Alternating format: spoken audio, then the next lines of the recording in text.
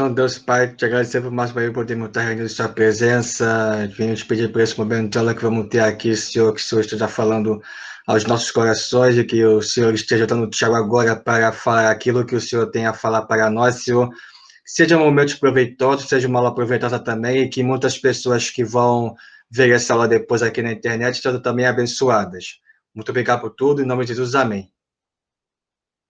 Amém. Deixa eu abrir minha câmera aqui.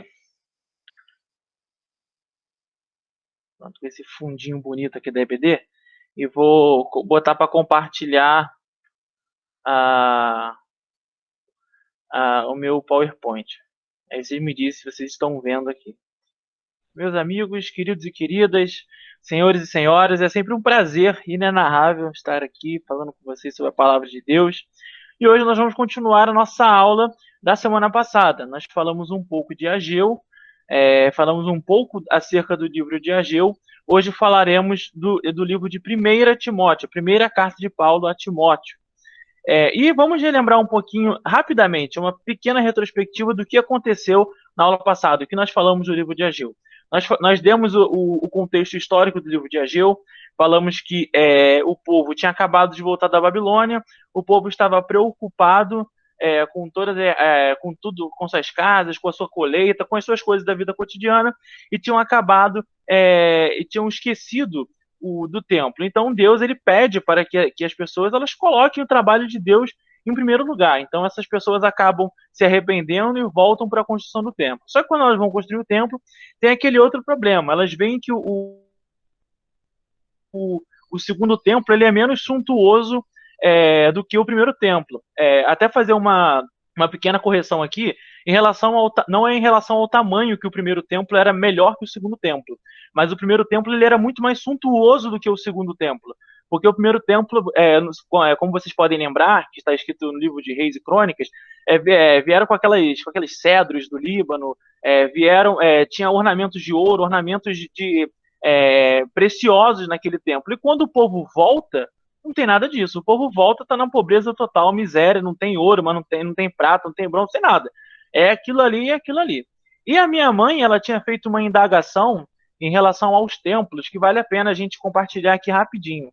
Ela tinha falado, mas não pode acabar confundindo com o templo de Herodes. Não, no total, não foram 3 templos que o povo judeu teve. Não foram 3 templos. O primeiro templo foi o templo de Salomão, que foi destruído pelos babilônicos. O segundo templo foi esse reconstruído na época de Esdras e Neemias, e ele continuou até a época até o ano 70 da nossa era, que foi destruído. O que Herodes fez? Herodes, ele apenas fez uma reforma nesse segundo templo. Então não houve um terceiro templo. É só para a gente deixar isso claro, porque pode ter tido confusão. Então, o primeiro templo foi o de Salomão, destruído pela Babilônia. O segundo templo, feito na época de Esdras e Neemias. Herodes ele vai fazer os reparos nesse templo, ele vai embelezar esse templo, mas é o mesmo templo. E o templo foi destruído lá no ano 70 depois de Cristo pelo general Tito. E até hoje, desde 70 para cá, os israelitas não têm mais templo. Eles, inclusive, os ortodoxos, eles querem até hoje realizar a construção do terceiro templo. Mas, entretanto, porém, todavia, o que tem no lugar do templo, o antigo templo, o que tem hoje no lugar do antigo templo? Uma mesquita. Né? Então, não é tão fácil como a gente imagina, só chegar lá e construir o terceiro templo. Não. Existe uma mesquita no lugar do templo. Então, assim, isso vai dar pano para manga e assim, conversa para muito tempo. Mas vamos lá, então. Então, falamos sobre o contexto de Ageu, relembramos um pouco daquilo que o livro de Ageu tratava. Vamos agora para 1 Timóteo. A carta de 1 Timóteo, assim como todo o Novo Testamento, foi escrita no primeiro século. O que é o primeiro século? Do ano 0, a gente conta o ano 0 no ano que Jesus nasceu, vamos botar assim de forma para a gente entender melhor, até o ano 100, ou seja, todo o Novo Testamento foi escrito do ano 0 até o ano 100. As últimas escrituras feitas do Novo Testamento foram aquelas escritas por João. João, ele escreveu mais ou menos, tudo que foi escrito por João no Novo Testamento, ele escreveu mais ou menos do ano 90 até o ano 100. A gente acredita que João foi o último apóstolo a morrer, e ele morreu mais ou menos pelo ano 98. Então, do ano 0 ao ano 100 da nossa era foi mais ou menos quando todo o Novo Testamento ele foi escrito. Então, o livro de 1 Timóteo está contido nisso aí. Dos tempos de Ageu até os dias de Paulo e Timóteo, passaram-se aproximadamente 580 anos. A gente viu que o livro de Ageu ele se passa mais ou menos no ano 520. Perfeito? Então, lembrando que antes de tudo que é antes de Cristo, o tempo decresce, ele vai do maior para o menor. Então, ele foi diminuindo, 520, 400, 300, 200, 100, 0. E a carta de Timóteo foi escrita mais ou menos no ano 60 depois de Cristo. Então, 520 mais 60, 580. Então, tem uma diferença mais ou menos de 580 anos de Ageu até Timóteo. E o que mudou? Isso aqui a gente vai ver rapidinho, vai ser se vira nos 30, tá, gente? Vai ser uma coisa muito rápida. O que mudou de Ageu, dos tempos de Ageu até os tempos de 1 Timóteo? Isso aqui é importante, até porque a gente vai falar um pouco sobre aquele período interbíblico, né? Que é aquele período de 400 anos que tem entre o Antigo Testamento e o Novo Testamento. Que parece, assim, esquisito, porque o Novo Testamento termina mais ou menos... Não, o Antigo Testamento termina mais ou menos no ano 400, ali mais ou menos, da última profecia, antes de Cristo, e do nada já chega o Novo Testamento com Cristo, e tipo, o que aconteceu nesses 400 anos? E é isso que nós vamos ver agora em 30 segundos. Eu ia falar 30 segundos, mas impossível, deve ser 30 segundos. Vai ser rápido, tá? Eu não vou prometer tempo, não. Como nós vimos, o Império Medo-Persa, ele ocupou toda essa parte do Oriente e também ocupou essa parte aqui da Ásia Menor, tá? Que atualmente é a Turquia. O Império Medo-Persa ele vai ter problemas com os gregos, porque os gregos eles tinham várias colônias ali na Ásia Menor e eles vão entrar em sucessivas guerras, tá? Uma curiosidade que eu não falei para vocês na aula passada, que eu esqueci, que eu até estava comentando com a minha mãe, com a Paloma, essa semana, é sobre a capital do Império Persa, né? Eu estava lembrando daquele poema do Manuel Bandeira, que ele fala que vamos embora para Pasárgada. Então, Pasárgada era a capital do Império Persa. Ele não tirou esse nome do além, não. Essa capital realmente existiu. Pasárgada era a capital do Império Persa. Então, vamos lá. O Império Persa ele vai sair da Ásia Menor. Os gregos eles vão ganhar essas guerras contra o Império Persa. Então, a parte da Ásia Menor volta para as mãos dos gregos. Mas toda essa outra parte, que não é a Ásia Menor, continua na mão dos persas. Ou seja, o Império Persa, ele depois da guerra com os gregos, ele vai se diminuir um pouco, eles vão perder essa parte da Ásia Menor. Mas o resto vai continuar na mão dos persas. Até que em 336 a.C., vai chegar um cara chamado Alexandre o Grande. Esse que foi até citado na pregação de hoje de manhã. Esse Alexandre o Grande, ele vai ser um cara muito gente fina. Não, gente fina não sei, mas ele vai ser um cara estrategista sinistro. Então, ele vai ser um grande estrategista e ele vai conseguir. Ele é do Império Macedônico, tá? Ele não é grego de nascimento, ele é macedônico. Mas o Império Macedônico, ele fazia parte dessa cultura grega. Então, os macedônicos eles tinham toda essa cultura grega, tinham os ensinos gregos, os estudos gregos. Então, por isso que Alexandre, quando ele vai fazer suas conquistas, ele passa a cultura grega. Por quê? Porque os macedônicos eles tinham essa cultura grega. Embora o império não seja grego, seja um império macedônico, os macedônicos eles tinham toda essa cultura grega. Até porque, não sei se vocês estão conseguindo ver, fica pertinho. A Macedônia está aqui em amarelinho aqui em cima e logo embaixo em roxinho já é Atenas. Então já é a parte de Atenas ali. Então fica muito perto. Então Alexandre ele vai conquistar todo o antigo Império Persa. O antigo Império Persa vai deixar de existir e tudo isso que era Império Persa agora é Império Alexandrino, tá? Então, o Alexandre ele vai morrer em 323, ele teve uma vida de guerra curta, porque ele assume o poder em 336, quando seu pai Filipe II morre, e ele E olha, tipo assim, e pra vocês verem como é que o Alexandre ele era um cara bom. Um cara bom, no caso, no sentido das armas. Olha o que ele conseguiu fazer, olha quantas conquistas esse cara conseguiu em 13 anos.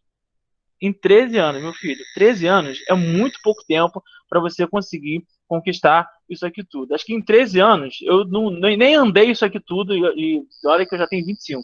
É uma parada muito grande. Então Alexandre ele conquista tudo que era dos persas. Alexandre ele vai conquistar e ele morre em 323. Em 323, quando ele morre, acontece aquilo que Daniel tinha previsto. Daniel é um livro sensacional. E Daniel ter uma das visões, ele vai ter algumas visões, e uma das visões ele vai falar exatamente o que vai acontecer com o Império de Alexandre. Ele vai dizer que o império que vinha da Grécia, ele vai se dividir em quatro, como os quatro ventos. Gente, o livro de Daniel é sensacional. Ele consegue, ele fala sobre o que vai acontecer, e tipo assim, não é achismo, não. Realmente acontece, mano. O Império de Alexandre, aquele império grandão, se divide em quatro. O Egito fica com Ptolomeu. Esquece esse Antíoco aqui por enquanto, tá bom, gente? Esse Antíoco aqui vocês deixam pra lá por enquanto. Vai se dividir entre o Egito e a parte ali de Israel. Vai ficar com Ptolomeu, que era o general do Egito. Lembrando que o império vai ser dividido em quatro generais, tá? Aquela parte do Oriente vai ficar com Seleuco, que era um dos outros generais do Alexandre. Então vai dividir. Ptolomeu era o general do Egito. Seleuco da Pérsia. Lisímaco vai ficar com essa parte ali da Ásia Menor, tá? Essa parte aqui que está escrito Lisímaco, tudo aquilo é dele. E Cassandro vai ficar com a parte da Grécia e da Macedônia, tá? Então aquele império grandão de Alexandre vai se dividir nesses quatro, em quatro partes: Ptolomeu, Seleuco, Lisímaco e Cassandro. Isso aqui a gente não tem conhecimento muito. Por quê? Porque tudo que está acontecendo aqui agora está acontecendo durante o período interbíblico. Embora Daniel ele profetize isso aqui que está acontecendo há muito tempo atrás, a gente não tem conhecimento do que está acontecendo aqui nessa época, porque, como eu falei, na nossa Bíblia não existem escritos do ano 400 até o nascimento de Jesus. Na nossa Bíblia, na Bíblia Católica tem, Tiago? Tem. Na Bíblia Católica tem. Na Bíblia Católica a gente vai ter um livro, por exemplo, que vai ser Primeira e Segundo Macabeus, que vai falar justamente sobre o período dos Macabeus, que vai acontecer mais ou menos no ano 100 e alguma coisa antes de Cristo. E por isso que o nome de Antíoco está aqui. Por quê? O que acontece? Os Ptolomeus, como vocês estão vendo, ele está com a parte do Egito e com a parte aqui de Jerusalém. Tudo isso é dos Ptolomeus. Só que um general da Pérsia, um general do que está azulzinho aqui, do Império Seleucida, Antíoco Epifânio, ele vai ser um cara muito ruim. Ele vai tentar conquistar a parte do Egito, só que ele não consegue. Os Ptolomeus conseguem expulsar Antíoco Epifânio, e aí ele sai do Egito e vai invadir Jerusalém. E o que ele faz em Jerusalém? Em Jerusalém, ele vai exigir impostos de Jerusalém, ele vai mudar os sacerdotes de Jerusalém para que esses sacerdotes sejam da sua escolha, e ele vai fazer o que é pior de tudo no final. Ele vai sacrificar um porco dentro do templo de Jerusalém. Vocês sabem que porco para judeu é pior que diabo fugindo da cruz. Então ele vai sacrificar um porco dentro do templo de Jerusalém. Uma das famílias importantes de Jerusalém vai se rebelar contra Antíoco Epifânio, vai expulsar Antíoco Epifânio de Jerusalém e vai assim iniciar não é bem reinado, mas o governo, o governo da dinastia dos Macabeus, tá? Então vai ser um período onde Jerusalém vai desfrutar de paz, vai ser um período onde Jerusalém vai estar forte, onde o seu governo vai estar governado por ele mesmo. Pela primeira vez em muitos anos, Jerusalém vai ser governado por ela mesma. Jerusalém não vai ter um governo de fora. Jerusalém vai ser governada por ela mesma nesse período dos Macabeus. Então, o período dos Macabeus ele vai ficar até o ano 63. O que acontece no ano 63, meus amigos? Roma invade Jerusalém com o general Pompeu. Então, no ano 63 antes de Cristo, Pompeu ele vai invadir Jerusalém e vai colocar Jerusalém sob o jugo de Roma, tá? Nessa época, ainda não existia império em Roma. Nessa época, o poder estava entre três pessoas. Era Pompeu, como eu falei, era esse cara aqui chamado Crasso, e era também o nosso querido Júlio César. Júlio César, não é imperador, tá, gente? Júlio César nunca foi imperador. Quem foi o primeiro imperador foi o filho adotivo de Júlio César, que foi Antônio. Não, Antônio não, meu Deus. Foi Otávio, perdão, foi Otávio. Então, Júlio César nunca foi imperador. Então, nessa época aqui que Jerusalém é conquistada, Roma está governada por 3 pessoas: Júlio César, Crasso e Pompeu, beleza? Crasso, eu botei o nomezinho de Crasso aqui porque Crasso ele vai acontecer uma coisa muito muito muito feia com Crasso, na verdade, porque Crasso ele era um cara muito rico e diziam que ele era um cara muito apegado ao dinheiro. Então Crasso ele vai vir aqui para tentar combater esse Império Parta que estava crescendo muito. Só que Crasso ele tinha muito dinheiro, mas ele não tinha muita habilidade com as armas. Então o seu exército ele vai perder essa guerra e Crasso ele vai morrer de uma forma muito horrível, que vai ser que vão despejar nele ouro, vão despejar ouro em Crasso e assim ele acaba morrendo justamente por causa dessa fama que ele tinha de ser uma pessoa muito ligada ao dinheiro. Então, em 63, Pompeu conquista Jerusalém e em 27 a.C. você tem o primeiro imperador de Roma, que é Otávio Augusto. Lembrando que Augusto não é nome, Augusto é título, tá? Augusto quer dizer o venerável. Então, e no ano de 27 a.C., você vai ter o Império Romano como imperador mesmo, tá? Inclusive, só uma curiosidade. Gente, eu tenho que parar de falar muito de história, porque eu acabo me empolgando e fico falando aqui 50 anos de história. Inclusive, tem uma coisa muito legal que depois desse governo dos 3, o primeiro triunvirato, que é o governo 3 pessoas governando Roma, que era Júlio César, Pompeu e Crasso. Depois vai ter um outro triunvirato. E Herodes, aquele Herodes ruim, aquele Herodes do ano do nascimento de Jesus, ele vai chegar ao poder em Jerusalém por causa desse segundo triunvirato. Ele vai apoiar a eleição de Otávio em Roma, e ele vai ajudar Otávio esse império aqui verdinho que vocês estão vendo, o Império Parta, ele vai ajudar o Império Parta a recuar um pouco o seu exército. Então, o Herodes ele vai ser chamado de amigo de Roma. Então, por isso que Herodes ele vai ser colocado como rei dos judeus, rei da Judéia, porque ele vai fazer favores ao Império Romano. Ele vai construir uma cidade, Cesareia Marítima, em homenagem ao imperador. Então, ele é o famoso, podemos dizer assim, com perdão da palavra, puxa-saco. Então, por isso que Herodes ele vai chegar ao poder naquela época de Jesus, porque ele vai fazer alguns favores para Roma e quando Jesus nasce, Herodes está no poder. Mas então, é isso aqui que está acontecendo. Quando acontece a carta de Timóteo no ano 60, quem está governando tudo é o Império Romano. Tá? Então fizemos essa pequena retrospectiva, essa pequena linha do tempo, desde Ageu até a época da carta de Timóteo. Nessa época, após Pentecostes, a igreja está começando a se desenvolver. Gente, a igreja ainda está engatinhando, tá? Paulo ele estava realizando as suas primeiras viagens, Paulo se converte e vai ser missionário, e ele começa a plantar igrejas na Ásia Menor e na Europa. Ele vai viajar por Grécia, Corinto, e vai implantar igrejas ali, e vai implantar também igrejas ali na Ásia Menor, vai implantar igreja em Éfeso, e a pregação de Paulo vai se concentrar nas cidades. Outra curiosidade que eu vou dizer para vocês, desculpa tanta curiosidade, o que acontece? O cristianismo, pelo menos até o ano 150, era um cristianismo muito das cidades. Os camponeses não tinham acesso ao cristianismo porque é nas cidades onde estava o conhecimento, é nas cidades onde estava a pregação. Então, por que a nossa palavra pagão, de hoje em dia, que nós usamos pagão, era porque naquela época os camponeses eles não tinham recebido o evangelho ainda. E os camponeses, em latim, são chamados de paganos.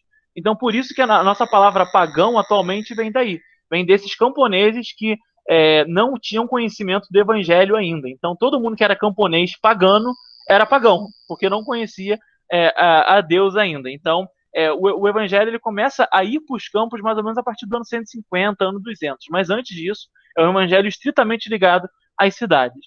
Beleza? Em alguns lugares, o cristianismo estava sofrendo perseguição. Lembrando que houve poucas vezes perseguição geral do império. Mas em alguns lugares, como na Ásia Menor, havia perseguições frequentes, tá? Mas perseguição como um ato do império todo, houve só 2 vezes, tá? Mas o cristianismo sofria perseguição em alguns lugares e a Ásia Menor é um deles.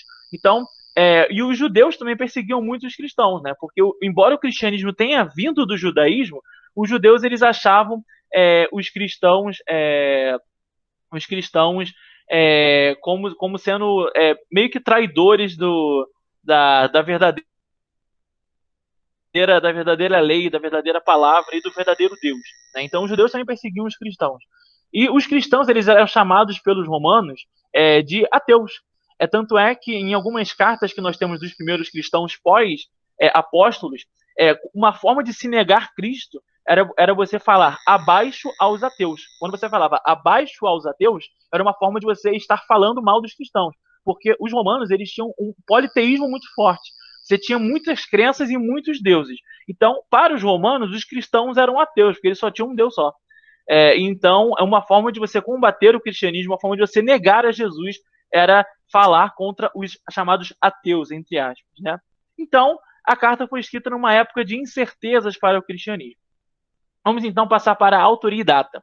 Tanto a carta quanto a tradição afirmam que Paulo a escreveu. Faz parte do grupo de cartas pastorais de Paulo. São aquelas cartas que são endereçadas a pessoas. Nós temos as cartas de Paulo, que são endereçadas a igrejas, carta aos Romanos, Coríntios, aos Gálatas, aos Efésios, e temos cartas que são endereçadas a pessoas. Então são as cartas pastorais. Alguns da alta crítica supõem que a carta é posterior ao ano 70 e, portanto, não havia sido escrita por Paulo. Gente, o que é a alta crítica? É aquele pessoal que tenta cientificar demais a Bíblia. Então, eles falam que essa carta de Paulo que essa carta era impossível de Paulo ter escrito, porque era uma teologia muito pesada para a época, era uma teologia muito diferente da época em que Paulo viveu. Então, por isso, Paulo não escreveu. Mas isso aqui, gente, pode ser combatido de diversas formas, tá? Porque, assim, pessoas próximas a Paulo naquela época, como, vou dar exemplo, como Clemente Romano, que era uma pessoa que conviveu próximo a Paulo, essas pessoas, elas nos dizem que Paulo escreveu essas cartas. Então, assim, é melhor confiar nesse pessoal que estava ali próximo de Paulo do que confiar na gente que está fazendo estudo 2000 e não sei quantos anos depois, né? E alguns estudiosos afirmam, essas versões aqui que eu vou dar agora são as versões mais aceitas. Afirmam que foi escrita durante a primeira prisão em Roma, em 61 ou 62, e outros após essa prisão. Então, essas duas aqui são as mais aceitas. Ou ele escreveu na prisão, ou escreveu após a prisão. E outros afirmam que o Paulo foi mesmo Paulo que escreveu, só que ele escreveu após 70. Por que acontece? Nós acreditamos que Paulo, e de acordo com a tradição cristã, Paulo morreu no ano de 67, decapitado em Roma. Só que algumas pessoas acreditam que Paulo, assim como ele se livrou da primeira prisão em Roma, ele também se livrou da segunda prisão. Por quê? Porque nós temos relatos de que Paulo ele foi até os confins do mundo. E onde é que são os confins do mundo nessa época? A atual Espanha. Aqui, ó, vou voltar aqui o mapa. Aqui, ó, aqui na esquerda, onde está ali Tarraco, Cartago Nova, Toledo. Então, algumas pessoas acreditam que Paulo ele foi até a Espanha. Ele sai dessa segunda prisão e ele consegue ir até a Espanha. Então, Paulo ele vive mais além do ano 67. Mas essa também é uma visão menos aceita. As visões mais aceitas é que a carta foi escrita entre 61 e 62 ou entre 62 e 64. Então vamos lá. Opa! Destinatário, vamos lá. Timóteo é aquele que honra a Deus. Timóteus vem de Timal, não é Timão, daquele. Não vou fazer propaganda aqui para desenho nenhum, mas daquele desenho que a gente já conhece. É Timal, não é Timão, tá? Timal quer dizer honrar, e Theos, Timóteos, que é Deus. Então, aquele que honra a Deus é o nome de Timóteo. E nós temos algumas informações sobre ele espalhadas em alguns livros. Ele era de Listra, na Galácia, e Paulo levou Timóteo para a fé cristã. Nós podemos ver que no próprio livro de 1 Timóteo, Paulo diz que Timóteo é o seu filho na fé. Então, Paulo ele prega a Timóteo e ele se converte. Lembrando que Paulo ele era filho de mãe judia. Então, Paulo não, perdão. Timóteo era filho de mãe judia. Então, provavelmente, Timóteo ele tinha essa tradição judaica ele seguia o judaísmo. Ele foi companheiro de Paulo em viagens, isso nos mostra Atos 16. Quando conheceu Paulo, deveria ter no máximo 20 anos. Timóteo era um cara jovem. Tanto é que quando ele é consagrado a bispo, quando ele vira pastor da igreja em Éfeso, o próprio livro de 1 Timóteo diz isso, Paulo ele dá instrução para que Timóteo não seja deixado de lado por causa da sua pouca idade, porque geralmente os bispos, aqueles que eram mestres, inclusive por causa da própria tradição judaica, eles eram pessoas mais anciãs, eram pessoas mais velhas, que tinham mais tempo de ter tido conhecimento, e o Timóteo provavelmente era um cara muito jovem para estar ocupando um posto tão importante. E Paulo fala assim a Timóteo, ó, não deixa de jogarem pro lado não, meu irmão. Tu tem tanto conhecimento quanto, só é mais novo. Mas tu é bom para conseguir ficar nesse cargo aí. Ele foi representante de Paulo em muitas igrejas. Nós vimos Paulo enviando Timóteo a algumas igrejas em nome de Paulo. E durante essa carta, Timóteo ele era pastor, ele estava pastoreando a igreja de Éfeso. E a estrutura do livro está assim: saudação, orientação quanto aos falsos mestres, testemunho de Paulo, instruções sobre a igreja, ameaça de heresias e instruções gerais até o final da carta, de 5 até 6, que é o final da carta. Então, o Paulo ele está um pouco preocupado com esses falsos mestres e essas heresias que estão surgindo na igreja. Gente, a igreja, ela lidar com heresia desde que a igreja é igreja. Eu ia falar desde que o mundo é mundo, mas desde que o mundo é mundo não tinha igreja. Então, desde que igreja é igreja, a gente lida com heresia, a gente lida com falsos ensinos. Não é de hoje que a igreja luta contra ensinos falsos, contra ensinos que a Bíblia não aprova. Não é de hoje. Isso é mais velho que andar para frente. Agora, eu acertei. Eu tinha falado, estava conversando mais cedo, eu tinha falado, isso é mais velho que andar para trás, mas eu lembrei que a gente não anda para trás, a gente anda para frente. Então, agora eu acertei. É mais velho que andar para frente. Então, essas heresias elas estão ameaçando o cristianismo, e nós não vemos isso só na carta a Timóteo. Se nós formos ver as cartas de João, primeira, segunda e terceira João, nós vemos também que João ele fala acerca dessas heresias. Por quê?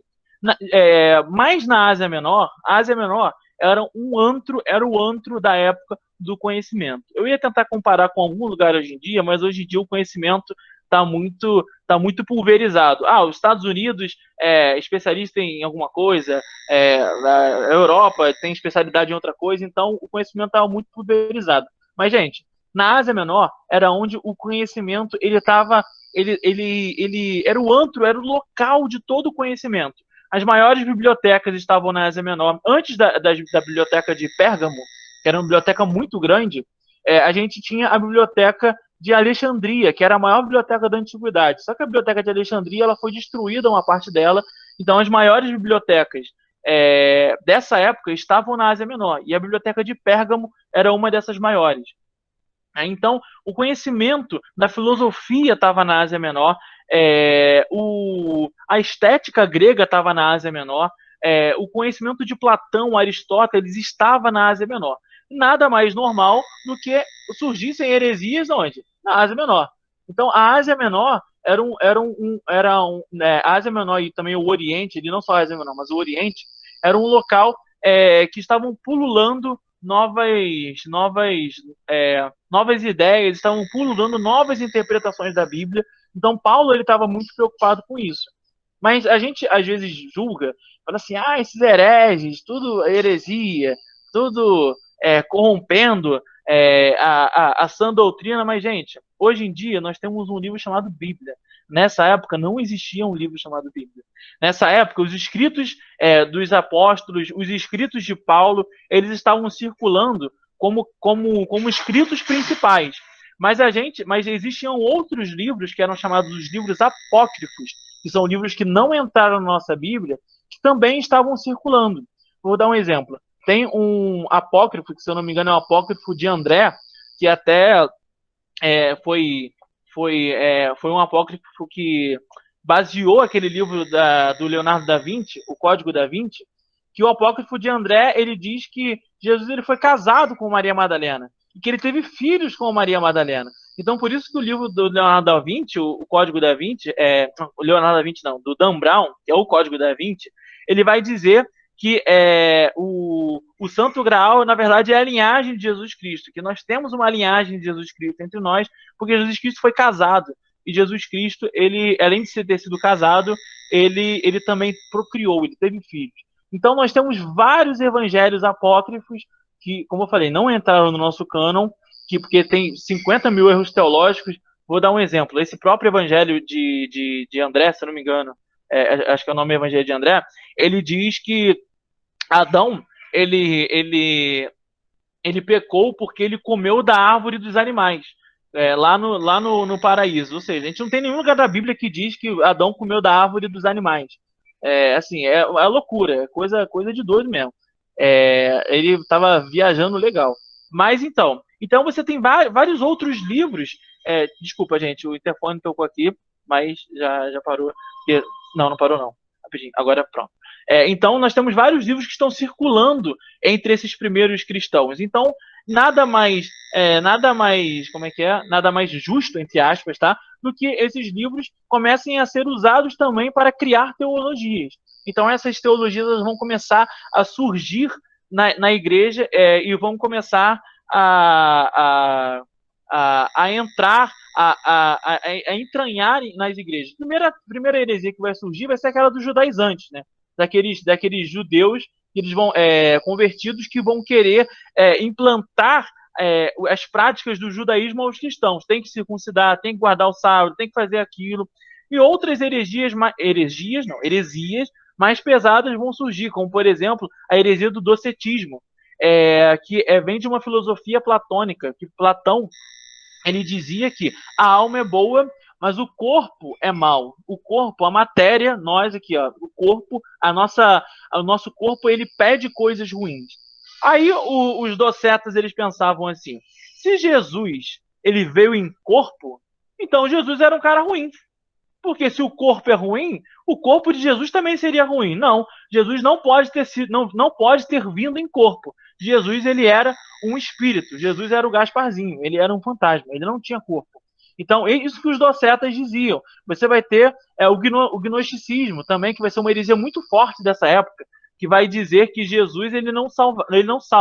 Na verdade, Jesus ele era um grande mestre e que nós, dentre outras coisas que os gnósticos dizem, dentre outras loucuras, que Jesus ele veio nos ensinar a alcançar a salvação através do conhecimento.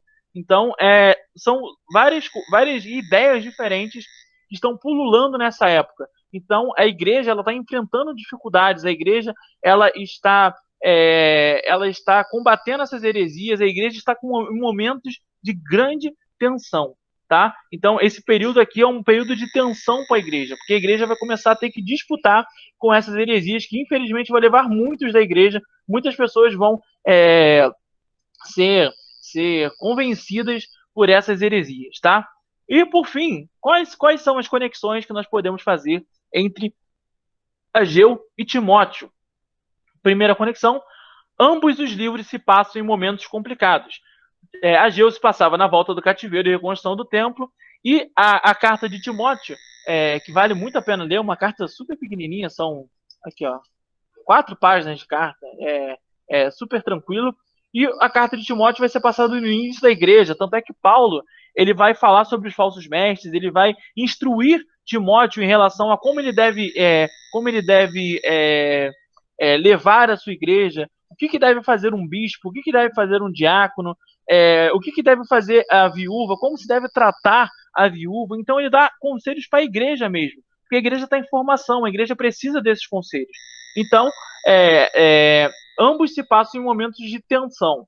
Segunda conexão Ageu recebe as palavras de Deus para encorajar o povo a construir o templo, encorajar o povo a colocar a obra de Deus em primeiro lugar. Timóteo recebe de Deus, por intermédio de Paulo, para que persevere e combata o bom combate. Paulo também ele vai falar para Timóteo para perseverar, para não desistir, para continuar fazendo aquilo que é a vontade de Deus. Eu vou ler para vocês aqui, em 1 Timóteo 1, 18 e 19, está escrito assim: Timóteo, meu filho, dou-lhe essa instrução segundo as profecias já proferidas a seu respeito, para que, seguindo-as, você combata o bom combate, mantendo a fé e a boa consciência que alguns rejeitaram e por isso naufragaram na fé. E Paulo vai citar aqui duas pessoas que ele diz que ele entregou a Satanás porque naufragaram na fé, então entreguei para Satanás. Então, também, além de ser uma carta de instrução para Timóteo, também é uma carta que encoraja Timóteo, meu filho, não desista, combata o bom combate, persevere na fé, vá até o final. Terceira conexão que nós podemos fazer é que aprendemos com os dois livros a não colocarmos as preocupações terrenas em primeiro lugar. Lembramos que em Ageu as pessoas elas estavam preocupadas com as suas coisas corriqueiras da vida. Olha, eu tenho que plantar, eu tenho que construir minha casa, eu tenho que vender, eu tenho que ganhar dinheiro, e esqueceram do templo. Em Timóteo, fala também para nós não colocarmos as coisas da vida acima das coisas de Deus. Eu vou ler dois versos aqui de Timóteo. Primeiro é o 6,4, que está escrito assim. Ele está falando sobre a pessoa que ama o dinheiro. Esse tal mostra o interesse doentio por controvérsias, contendo a secreta palavras, que resulta em inveja. Não, peraí, eu estou lendo a, a, a, a parada errada. Peraí, rapidinho. Não, peraí, eu tô lendo. Não, gente, eu marquei aqui. Tá. O que eu queria destacar é que ele diz em 10: o amor ao dinheiro é a raiz de todos os males. E ele vai dizer em 6,17 assim, ó. Ordene os que são ricos no presente mundo que não sejam arrogantes, nem ponham sua esperança na incerteza da riqueza, mas em Deus, que tudo nos provê ricamente para a nossa satisfação. Ou seja, não pare o trabalho para fazer aquilo, que as coisas corriqueiras da vida, para ganhar dinheiro, para vender, para comprar. Não pare a obra de Deus para se preocupar com as suas coisas. Quem provê é Deus. Então, se você está na obra, se você está engajado na obra, assim como os israelitas estavam engajados na obra lá da reconstrução do templo, assim como nós estamos engajados na obra de Deus, não deixamos de estar engajados na obra de Deus por causa das coisas da vida, porque quem provê é Deus. E temos certeza que se estamos engajados na obra, se estamos fazendo aquilo que Ele quer, Ele vai nos sustentar. Então, é uma mensagem também que tanto o livro de Ageu quanto o livro de Timóteo nos passam. E, por fim, nos dois livros, a esperança se encontra no Deus vivo. E eu quero terminar lendo essa passagem, que eu acho muito bonita. Está escrito assim: essa é uma afirmação fiel e digna de plena aceitação. Se trabalhamos e lutamos, é porque temos colocado a nossa esperança no Deus vivo, o Salvador de todos os homens, especialmente dos que creem. Então, com esse versículo, nós terminamos aqui essa pequena explanação, e eu vou orar para a gente terminar, para a gravação também parar, e vocês podem tirar dúvidas, falar o que vocês acharam e também contribuir com a aula. Então, vamos orar. Senhor Deus e Pai, muito obrigado por esse momento, Senhor. Muito obrigado porque nós podemos estar estudando a Tua palavra. Senhor, que a Tua palavra possa se fazer viva e eficaz no nosso coração, meu Deus. Que nós possamos, Senhor, tirar ensinamentos para a nossa vida. Que o Senhor continue nos abençoando. Abençoa aqueles que estão aqui e abençoa aqueles também que assistirão depois, meu Deus. É isso que te pedimos e te agradecemos no nome de Jesus. Amém.